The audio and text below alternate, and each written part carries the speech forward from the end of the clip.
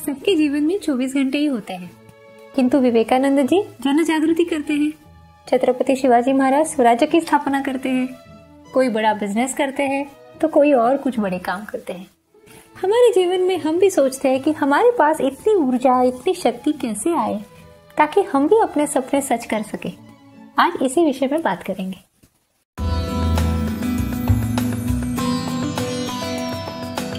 नमस्कार, मैं डॉक्टर कलिका, आप सबका भरपूर स्वागत। हम चाहते हैं हमारा जीवन उत्साहपूर्ण रहे, ऊर्जावान रहे, किंतु कई बार ऐसे होता है कि हमारा मन एक चाहता है किंतु शरीर हमारा साथ नहीं देता।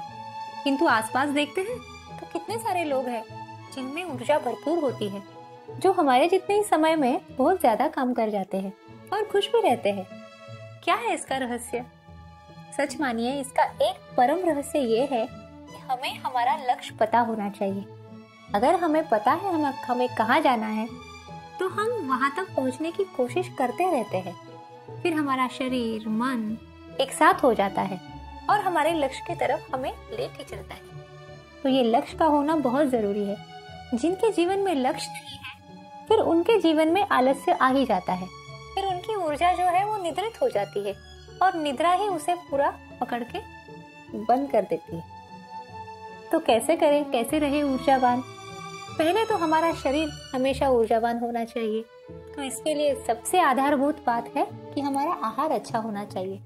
हमारा आहार अगर इसमें कैफीन है, टैनिन है, अल्कोहल है, सोडा है, तो हमारी एनर्जी ये लोग ये खा लेते हैं। शुरू में लगता है कि बहुत एनर्जी आ गई, बहुत उत्साह आ गया, बहुत आनंद आ गया, किंतु इसके बाद एक बड़ा सा लैप्स आ जाता है और वहाँ पे जो है हमारी एनर्जी कम हो जाती है। तो हमारे जीवन में से इन चीज़ों को हमें जितना हो सके कम करना है। निकल सको तो बहुत ही बढ़िया है।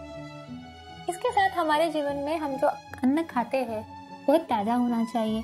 उसमें magnesium, sodium, B12, omega 3, vitamin D इसकी भरपूर मात्रा होनी चाहिए। आयरन, प्रोटीन, कार्बोहाइड्रेट्स ये भी तो अच्छी मात्रा में होनी चाहिए।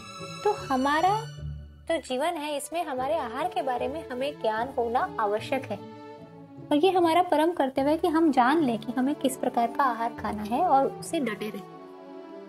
इसके बाद जो महत्वपूर्ण बात आती है वो आती है व्यायाम की। अब हम सब जानते हैं कि व्यायाम करना कितना आवश्यक है, किंतु इसमें एक छोटी सी आदत हमें फिर भी मदद कर सकती है कि हम कम बैठे, कम सोए। अगर हम चलते रहे, खड़े रह के काम करें तो भी शरीर के लिए ये अच्छा होता है। और फिर अगर हम रोज सुबह टहलने निकले, थोड़ा चलने की आदत डालें, भागने की डालें, कुछ नहीं तो योगा करें, सूर्य नमस्कार तो बहुत ही अच्छे होते हैं। ये पूरे शरीर का स्ट्रेचिंग हो जाता है। इसमें शरीर का हर एक सेल जो है वो प्राणवायु से भर जाता है और उसमें एक ऊर्जा का अनुभव मिलता है। तो अगर हम सूर्य नमस्कार करते हैं तो सूर्य जैसी ऊर्जा हमारे अंदर में निर्माण हो जाती है। इसी के साथ जो और महत्वपूर्ण बात है कि हमारा जो संपर्क है ये सूर्य से होना चाहिए, मतलब सनलाइट में हमें जाना चाहिए। आजकल क्या होता है, सुबह सुबह जल्दी उठ के हम ऑफिस चले जाते हैं और सूर्यास्त होने के बाद ही ऑफिस से बाहर निकलते हैं। तो पूरा दिन जो है वो एसी में बैठते हैं, तो सूर्य प्रकाश से हमारा संबंध होता ही नहीं है। तो ये बहुत जरूरी है। इससे विटामिन डी शरीर में रहता है, ऊर्जा हमेशा बनी रहती है। कई बार हम कहते हैं कि मन में काफी उत्साह, शरीर साथ नहीं देता, तो इन चीजों का महत्व बहुत बड़ा है। अब इसी के साथ जो और महत्वपूर्ण बात है कि वो है हमारी नींद की साइकिल। हमें अगर डीप स्लीप का अनुभव ही ना हो तो हम जब सुबह होती है तो उठ नहीं पाते बिस्तर से। तो हमारी निद्रा जो है वो समय पे होनी चाहिए और सोने से पहले 2 घंटे कोई भी स्क्रीन हमारे सामने नहीं होना चाहिए। अगर हमारा मोबाइल, हमारा लैपटॉप हमारे साथ सोने तक है तो फिर नींद डिस्टर्ब हो जाती है। तो अच्छी नींद जिसमें गाढ़ी नींद हो ये बड़ा आवश्यक है। इसमें पूरा शरीर जो है वो रिजुविनेट हो जाता है। अच्छी नींद ये एंटी एजिंग के लिए सबसे बड़ा टॉनिक है, तो इसमें भी ऊर्जा भरी रहती है। अब शरीर का अगर हम ख्याल रख रहे हैं तो इससे आगे मन भी आता है, क्योंकि ये तो बहुत शक्तिशाली है। मन के लिए प्राणायाम करना बहुत आवश्यक है। हम अगर रोज प्राणायाम करेंगे तो उसमें भी प्राणवायु भरपूर प्रमाण में शरीर में आ जाता है और फिर हमारा जो मस्तिष्क है वो अच्छा काम करने लगता है। और अगर ब्रेन अच्छा काम करेगा तो पूरा शरीर भी उसके साथ आ जाता है। जैसे हम शरीर का खाद्य खाते हैं वैसे मन का खाद्य भी आवश्यक है। मतलब सकारात्मक विचार सुनने चाहिए, पढ़ने चाहिए और हमारा आत्म संवाद भी उसी तरह से होना चाहिए। जैसे आत्म संवाद का वीडियो अगर आप देखेंगे तो उसमें इस बारे में बहुत ज़्यादा बताया गया है। तो ये अपने मन का टॉनिक भी हमें रोज लेना आवश्यक है, वरना क्या हो जाता है, नकारात्मक विचारों का पूरा सम्मेलन भर जाता है और उसमें फिर एनर्जी कहीं ना कहीं खो जाती है। और एक महत्वपूर्ण मुद्दा बताना चाहती हूँ कि मैंने कई लोगों से सुना है कि वो कहते हैं हम 40 साल तक बहुत काम करेंगे, उसके बाद हम वही करेंगे जो मेरा मन चाहेगा। तो कोई चाहता है कि 40 साल के बाद जाके कहीं रिसोर्ट में रहे, कहीं पहाड़ियों में रह ले, कोई चाहता है कि तब ट्रेकिंग करे, कोई चाहता है कि तब समाज सेवा करे। कुछ ना कुछ हर एक का अपना सपना है, छोटा हो या बड़ा हो। किंतु अगर हम ऐसा करेंगे तो मन थक जाता है। किंतु क्योंकि 40 साल तक 50 साल तक हम जो भी काम कर रहे हैं, अगर इसमें खुशी नहीं है और ये समय निकालने वाली बात है तो इसमें दुख है। तो अपने सपनों से जब तक हम जुड़े रहते हैं हम ऊर्जावान रहते हैं, और अगर हमारा सपना हमसे दूर है तो हमारी ऊर्जा कम हो जाती है। तो अगर रोजमर्रा का जो काम है उसमें अगर उतना आनंद नहीं है, उतनी एक्साइटमेंट नहीं है, आपके मन में कुछ और करने की बात है, तो मैं कहूँगी उसे छोटे स्तर पे तो जुड़ना आवश्यक है। अगर आप कुछ सीखना चाहते हैं तो सीखना शुरू कर दीजिए। अगर आप कुछ बड़ा काम करना चाहते हैं तो उस जैसे संस्थाओं से भी जुड़ जाइए। कहीं ना कहीं किसी तरह से थोड़ी सी अपनी क्रिएटिविटी को काम में लाइए और जो अपना सपना है उससे धीरे धीरे आप जुड़ना शुरू कर दीजिए।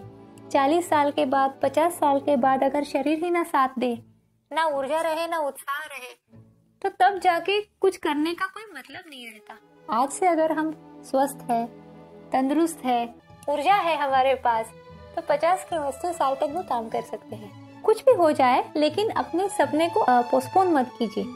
कुछ ना कुछ मात्रा में उससे जुड़ना बहुत आवश्यक है। अब कई बार ऐसे होता है कि बहुत ज्यादा काम है, हमारा पसंदीदा काम भी है, फिर भी वो इतना ज्यादा होता है कि हम थक जाते हैं। ऐसा क्यों होता है? तो यहाँ पे मेडिटेशन बहुत काम आता है। अगर हम ध्यान का अभ्यास करें तो इससे क्या हो जाता है, हम अपने आप से जुड़ जाते हैं, और जितने हम स्वयं से जुड़े हुए हैं उतनी थकावट कम आती है। एक सीधी सी बात है कि 20% ऊर्जा हमारा ब्रेन ले लेता है और 80% ऊर्जा जो है बाकी पूरा शरीर ले लेता है। अब इतना सा ब्रेन है छोटा सा, उसे 20% ऊर्जा लगती है। क्यों? क्योंकि वो नॉन स्टॉप काम कर रहा है, कंटिन्यूअसली थिंकिंग चालू है, विचार चालू है, और इसी में वो थक जाता है। और उसको खुश रखने के लिए हमारे हृदय को भी बहुत काम करना पड़ता है, हृदय भी थक जाता है। तो ये जरूरी है कि हृदय और हमारा जो ब्रेन है इसे हम थोड़ा सा शांत करें।